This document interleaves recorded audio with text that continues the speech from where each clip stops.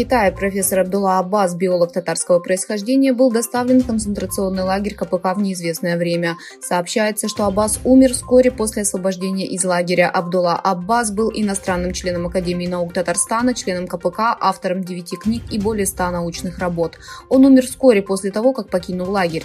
Рошен Аббас, исполнительный директор Всемирного уйгурского движения, который сделал заявление в Твиттере в связи с новостью о смерти Абдуллы Аббаса, сказал: «Я был опустошен, услышав, что мой профессор биологического факультета университета господин Абдулла Аббас скончался. Пережив невыразимые ужасы в концентрационных лагерях КПК, он наконец был освобожден, но скончался от полученных физических и эмоциональных ран. Мы должны разоблачить преследования, с которыми сталкиваются уйгуры, и потребовать справедливости для тех, кто трагически погиб».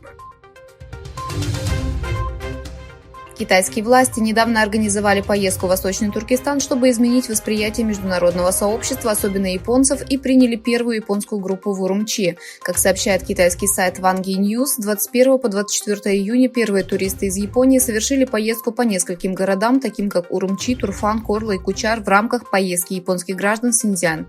Некоторые японские туристы, которые дали интервью журналистам после поездки, которая была организована в пропагандистских целях от начала до конца, являются инструментами китайской пропаганды, говоря, что они будут делиться каждым местом, которое они увидят и посетят в поездке через социальные сети, и что они расскажут большому количеству людей о событиях в Синьцзяне.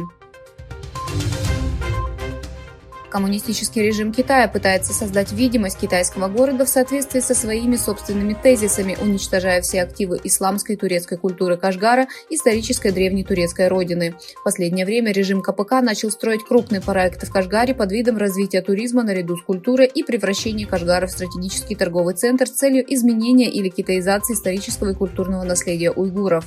Историк Конуралп Эрджиласун, автор книги «История Кашгара» и профессор университета Хаджи Байрама Вели сообщили в эфире радио «Свободная Азия», что называть Кашгар китайской территорией полностью противоречит историческим фактам.